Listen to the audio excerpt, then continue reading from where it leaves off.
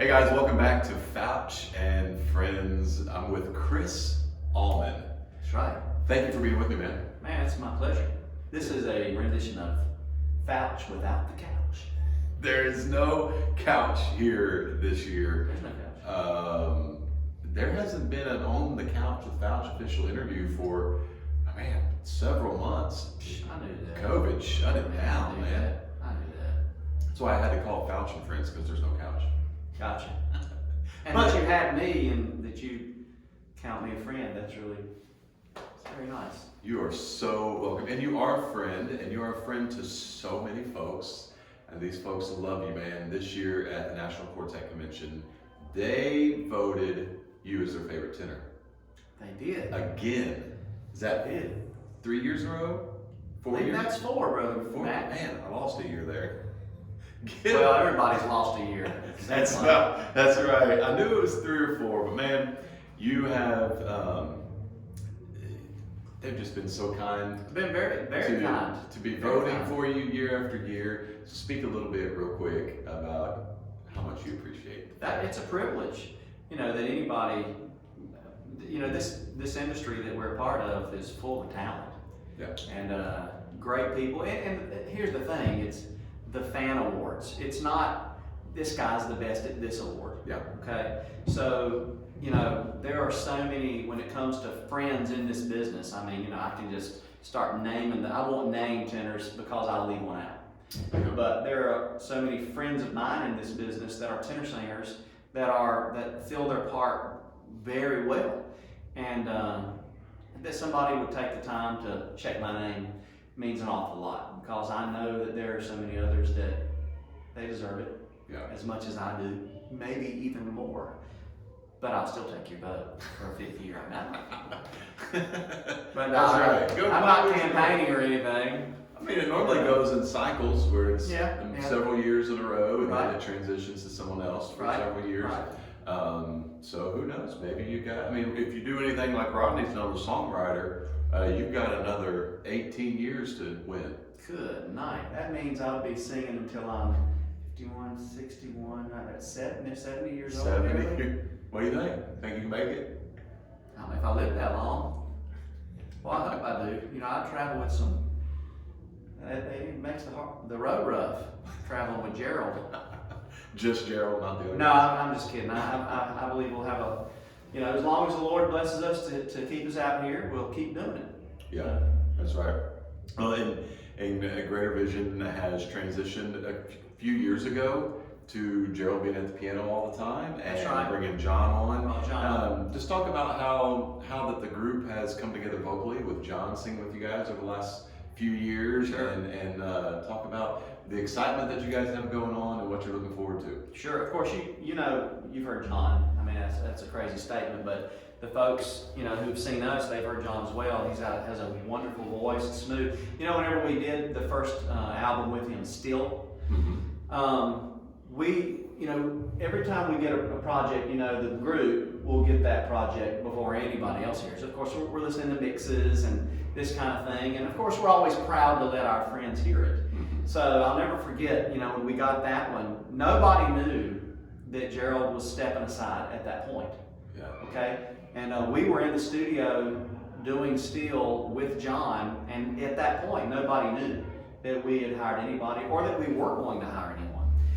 And even our closest friends. So I'll never forget when we don't play me. When we recorded that project and we had our own copies, we were letting some of our dearest friends hear it. Hey, listen to this, and nobody could tell. And that's just really, speaking well of John, that he stepped right in there and he blended right in, and it was like, it's just Greater Vision. There was a big transition. Yeah. There was no transitional period, if you will. You know what I mean? He stepped in, and it was just, from the first time he was there, it was just done. Yeah. So. Yeah, and they sing so well together. And actually, Brother John just walked in on the interview here, and he's Thanks.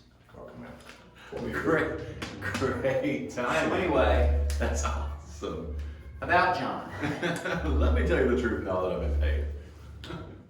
You talking about being in the studio and recording and all that. You have a studio. You do a lot of work with it. What's the name of it again? The Song Factory. And you can follow me on Facebook. You can like me on Facebook, The Song Factory. And you can also follow me on Instagram as _song_factory. But yeah. So that's something that you were talking about, listening to the mixes and everything.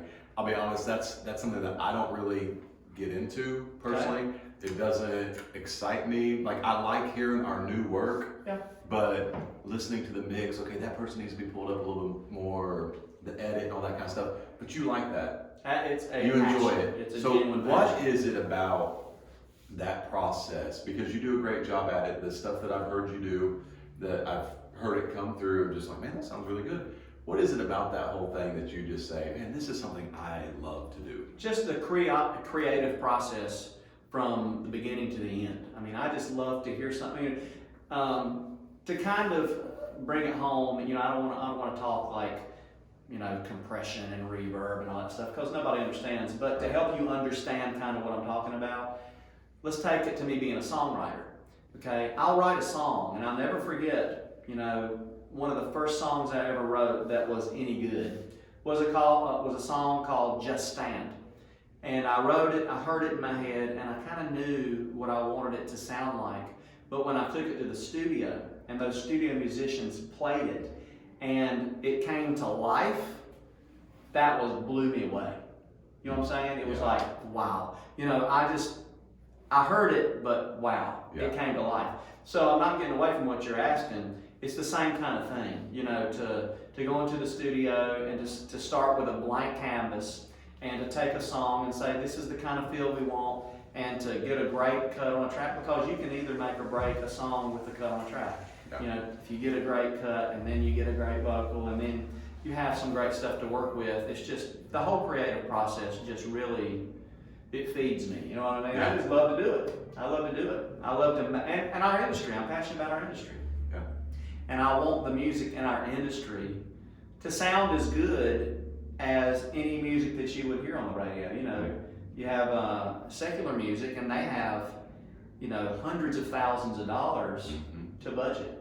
Well, Southern Gospel don't have that kind of money to budget, but we can still have great, you know, quality stuff. So it's just a passion.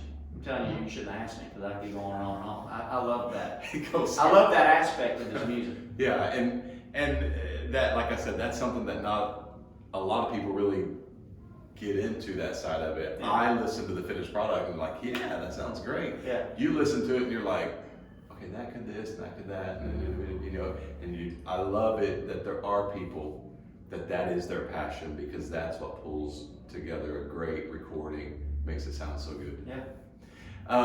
You and I have done several bass versus tenor challenges over the last few years, and that's been a treat. Yeah, it has been. We haven't done it in a while. I'm thinking rock, paper, scissors. Oh, so you're throwing in a bass versus tenor challenge into a Fouch and Friends interview. Yeah, you know, I say that, I felt like I've been playing rock, paper, scissors with every human that I come in contact with over this past year. Because some people come in with the fist. Okay. And every time, without fail, if I come in with the fist, they come in with the handshake. So it's like, and then I feel like I've been playing rock, paper, scissors for a year. At least since March. Yes, since March. All right, let's go. Okay, you got it. Okay, we gotta do this. I guess this is on. Ready? I rap you. Okay, best top three. Okay. Yeah. Just like that, it's over. And that wasn't rehearsed. No, it wasn't. Well done. Oh man, thank you. Losing out on this. Big time winner. Big time winner. Great interview though, man. Thank you. Appreciate it. Whoa. Lost it. You'll get it back later, I'm sure.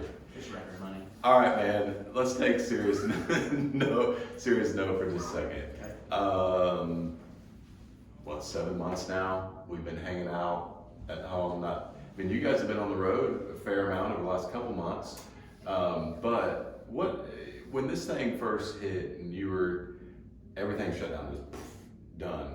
No concerts, nothing. You're sitting at home for 2 or 3 months. What did you feel like God was like speaking to you during that time?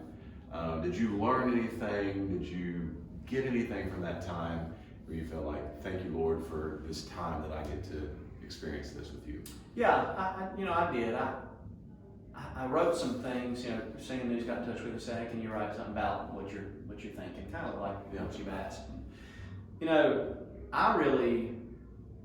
It's so easy to take things for granted, and I think in that time I realized a lot of the things that I took for granted. Because Greater Vision, a normal schedule for us is 180 plus concerts a year. So you can get to the place sometimes where you're like, whoa, wish our schedule would lighten up. Well, it lightened up. It right? sure did. And I'll be honest with you, in March, we're in Branson right now doing this interview. Yep. Well, this is where we were at Praise Fest in March when it all came down. I'll never forget, we were driving out here and we started hearing about this COVID thing on the news, and they were saying things are going to start shutting down and canceling. And you know how you are, you're like, but that won't happen to us. Yeah. You know what I mean? Because we didn't know what it was. Right. We didn't get it. And I'm telling you, buddy, that week it was like texts from Gerald. Next weekend's been, next weekend, the next week, April's gone. Okay. May is gone. Hey, we got one concert in June, this kind of thing, and it was wow. But back to your question, it really showed me that wow, the things you take for granted. Because we love to sing, we love to get together, we love to minister, and I've always said, I love leaving home and I love going home, both. You know what I'm saying? I just love being at home. And that's another thing I took from it. I got to spend a lot of extra time with my wife. And that's not something I've been able to do for the last 10 years. I've been back with Greater Vision this past April, 10 years, and that was something. I spent my 10th year anniversary with Greater Vision at home, no celebration, no free lunches, nothing. Not even a cake. Nothing. Not a free Rolex, nothing. So, wow, we went from a cake to a free Rolex. Yeah, you're thinking my 10-year watch, but I didn't get anything except for a text saying, we're thankful for Chris Allman and his 10 years, but by the way, canceled. Yeah, canceled. So anyhow, it was great spending time with my wife. We did a lot of stuff. The studio, you mentioned that a moment ago, that really, got feet under it. I mean, it went from being just a junk room to being a studio that we will actually be recording vocals in December with a group. I'm excited about that. I have a friend who plays Santa Claus, and that's something else too. This guy has been Santa Claus for the last 30 years in Tyson's Corner in Washington, D.C. at a mall.